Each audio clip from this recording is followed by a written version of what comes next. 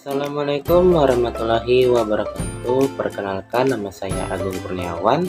Saya mahasiswa dari Universitas Negeri Medan, jurusan PPKN Stambu 2020 semester 6. Adapun simulasi dalam pembuatan video ini yaitu pentingnya keterampilan dalam menjelaskan dan kemudian bagaimana teknik, tahapan, serta strategi ataupun metode yang digunakan dalam membuat suatu penjelasan terkait video ini, serta memperagakan praktik kegiatan membuka dan menutup pembelajaran.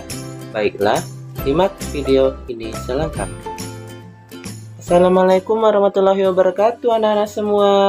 Selamat pagi. Iya, selamat pagi. Kurang semangat nampaknya nih. Ayo kita ulang lagi ya.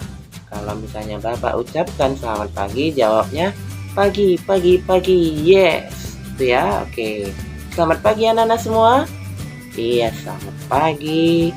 Bagaimana kabarnya hari ini? Apakah anak-anak sehat semua? Alhamdulillah sehat. Ya, baik anak-anak. Apakah semuanya sudah masuk dalam kelas? Sudah, bagus. Semuanya sudah duduk rapi. Oke, sebelum kita mulai belajar, izinkanlah Bapak memperkenalkan lebih dahulu. Perkenalkan, nama Bapak Agung Kurniawan. Bapak berasal dari mahasiswa Universitas Negeri Medan, jurusan PPKN semester 6. Di sini Bapak akan mengajarkan kalian dalam waktu 30 menit ke depan. Anak-anak semua, sebelum kita mulai belajar, marilah kita membaca doa supaya kita diberikan kesehatan, keselamatan, dan kenikmatan tentunya. Ayo ketua kelas, silakan pimpin doanya.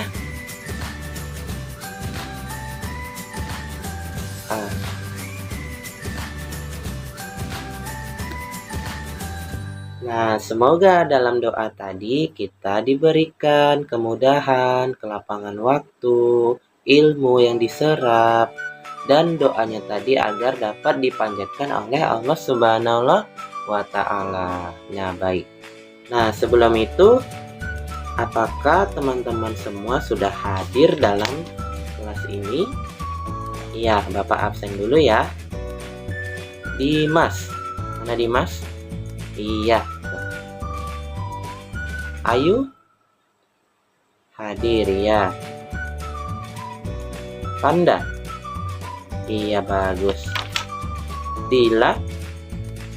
Oke, semuanya sudah hadir ya, bagus. Terima kasih anak-anak semua yang sudah berhadir dalam kegiatan pembelajaran kita hari ini. Nah, sebelum itu kemarin kita telah belajar mengenali pentingnya keterampilan bertanya. Nah, sekarang kita akan mempelajari tentang pentingnya keterampilan dalam menjelaskan. Untuk itu, simaklah dalam penjelasan yang Bapak berikan kepada anak-anak sekalian agar kalian bisa memahami dari penyampaian yang Bapak berikan. Pertama, tentang pentingnya keterampilan menjelaskan. Keterampilan menjelaskan merupakan keterampilan penyampaian informasi yang terorganisasikan secara sistematis guna menunjukkan hubungan sebab akibat serta yang diketahui oleh peserta didik. Keterampilan menjelaskan ini dalam pengajarannya adalah pengajian informasi secara lisan yang diorganisir dengan sistematis untuk menunjukkan adanya hubungan antara satu pesan dengan pesan yang lainnya, sehingga tercapailah suatu pemahaman yang diinginkan. Penyampaian informasi ini terencana dengan baik dan disajikan dengan urutan yang sesuai dengan tujuan yang diinginkan merupakan ciri utama kegiatan menjelaskan. Kemudian adapun tujuannya, yaitu Suherman menjelaskan bahwa membimbing siswa untuk dapat memahami ilmu pengetahuan secara objektif dan bernalar, melatih siswa untuk bersenantiasa berkonsentrasi dalam menyimak penjelasan guru sehingga melibatkan mereka untuk berpikir sambil memecahkan masalah. Dan yang ketiga, untuk menempatkan respon dan timbal balik siswa mengenai tingkat pemahaman untuk mengatasi kesalahpahaman mereka. Dan yang keempat adalah membimbing siswa untuk menghayati dan mendapat proses penalaran dengan menggunakan bukti-bukti dalam pemecahan masalah. Kemudian, adapun jenis-jenis teknik dan tahapan menjelaskan. Adapun jenis-jenisnya yaitu kejelasan penggunaan contoh ilustrasi, pemberian tekanan, dan umpan balik. Tekniknya adalah kejelasan suatu kegiatan, penjelasan yang dipengaruhi oleh beberapa faktor seperti kelancaran berbicara, pengucapan kosakata, kemampuan menyusun kalimat, menggunakan istilah sesuai dengan kemampuan berpikir siswa, dan lain sebagainya. Nah, kejelasan ucapan dalam berbicara sangat menentukan kualitas suatu penjelasan. Penjelasan hendaknya diberikan dengan menggunakan bahasa yang mudah dimengerti oleh siswa dan menghindari ucapan dengan istilah kata-kata yang kira-kira pada umumnya seringkali yang digunakan. Istilah itu terdapat tidak dimengerti oleh anak. Apabila seorang guru menggunakan istilah yang baru yang masih asing bagi siswa, hendaknya diberikan pengertian ataupun definisi yang menggunakan bahasa yang mudah dipahami. Nah, kemudian yang kedua, contoh ilustrasi. Suatu penjelasan akan lebih mudah dipahami apabila disertai dengan contoh dan ilustrasi. Yang sesuai penggunaan contoh akan membantu siswa dalam konsep yang abstrak dan kompleks. Pemberian ilustrasi ini akan lebih bermakna apabila berkaitan sangat kehidupan nyata siswa. Nah, pemberian tekanan. Dalam memberikan penjelasan, seringkali guru berbicara panjang lebar tentang hal yang sebenarnya tidak terlalu berkaitan dengan pokok pembelajaran. Guru harus memusatkan perhatian siswa kepada masalah-masalah pokok dan mengurangi informasi yang tidak begitu penting. Dan dalam hal ini, guru dapat menggunakan tanda atau isyarat lisan seperti yang terpenting adalah memperhatikan dengan baik anak-anak. Yang ini agak sukar variasi gaya mengajar, memberi peluang bagi guru untuk mengubah suatu etika, mengucapkan butir-butir penting disertai mimik dan gerak yang sesuai.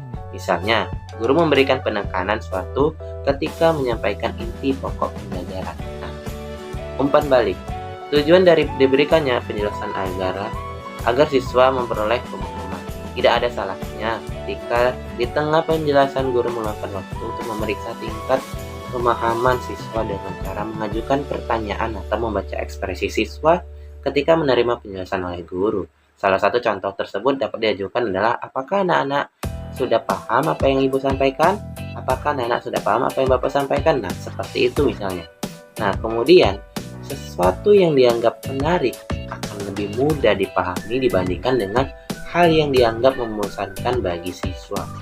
Oleh karena itu, dalam menjaring balikan, guru sebaiknya juga menjaring sikap dan minat siswa terhadap masalah yang dijelaskan. Nah, kemudian strategi menjelaskan secara efektif, yaitu adanya strategi pembelajaran ini. Proses pembelajaran terjadi karena adanya interaksi dan adanya hubungan timbal balik oleh siswa dan guru. Oleh karena itu, sehingga timbul reaksi siswa dengan arah perubahan perilaku yang diinginkan. Perilaku tersebut meliputi analisis kebutuhan siswa, karakter siswa, perumusan tujuan, penentuan materi pembelajaran, pemilihan strategi, serta media pembelajaran yang diperlukan.